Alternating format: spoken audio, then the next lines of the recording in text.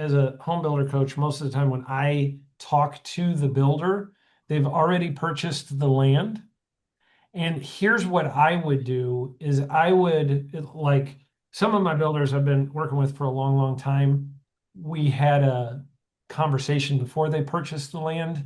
And what you want to do is try and reverse engineer into the piece of land will often tell you what your size of your home sites will be, and therefore what the cost of the development will be, and which will tell you what the cost per lot is, which because the cost per lot, going back up to this part right here, because the cost per lot will determine what your price of your homes are, you can go, what would I want to build here?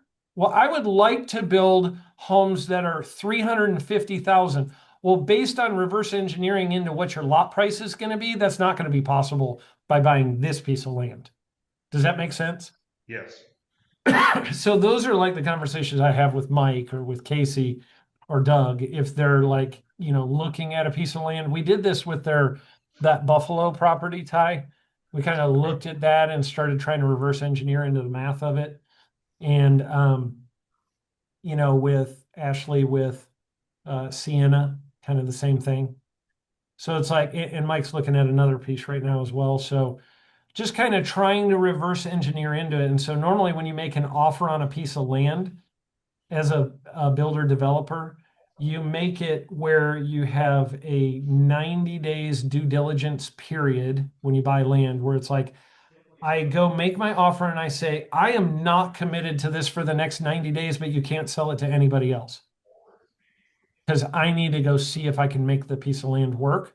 And most people selling raw land understand that's what's going to happen anyway. So it's kind of normal. And it's usually a negotiation over you ask for 120 days, they want to give you 30, and you land somewhere in between.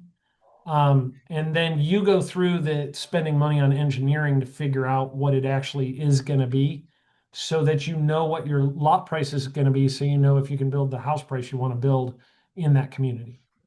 Right. And depending on what kind of, like if you want to make a lock and leave development or if you want to make quote unquote attainable housing that the city thinks is attainable. Yep, exactly.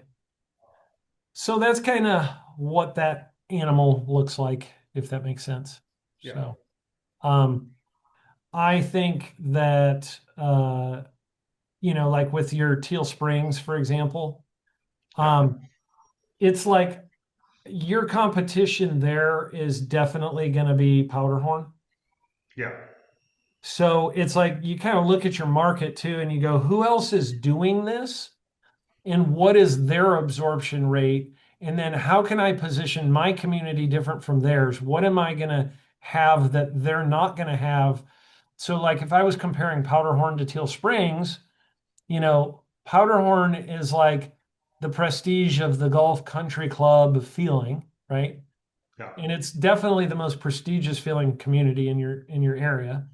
And then Teal Springs, I think, is going to be the quiet enclave of luxury in Sheridan, close to everything. Like if I was going to put like a phrase on it, that's what it Yeah. is.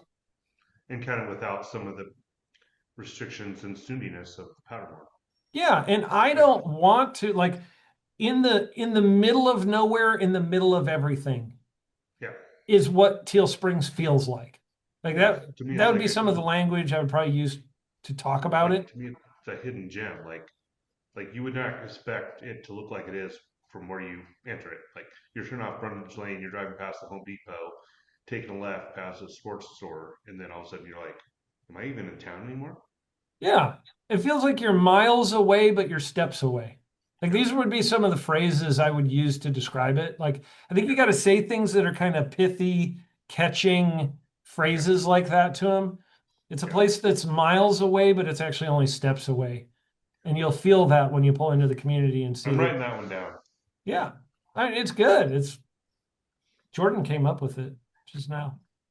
Um, Jordan's actually passed out over there. He's I don't know what he's doing. Is he still eating Thanksgiving leftovers today? He's well, no, he was home for several days with four children, and I don't think he slept, is what I think it is. So, but you have to like make a statement that distinguishes it from the country club. So the person who wants to be the golf country club guy, he wants to be in Powderhorn, Yeah. right? That's the guy who probably drives the sports car in the summertime and is going to get hair plugs and color his hair. And the Steve's our guy hunter in there. who's going to live in Teal Springs probably eats granola and he has a lot of money, but you wouldn't know he has a lot of money. Yeah. Cecil drives his 85 Jeep Wrangler or Toyota 4Runner. Yep. He's like the millionaire next door guy.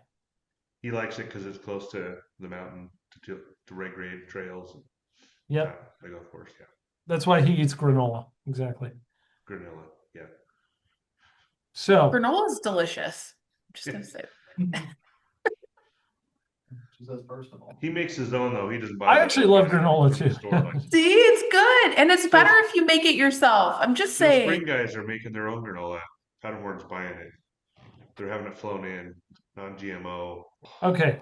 So that is kind of the answer to those questions. I do have another meeting I got to jump into. I actually just realized what time it is.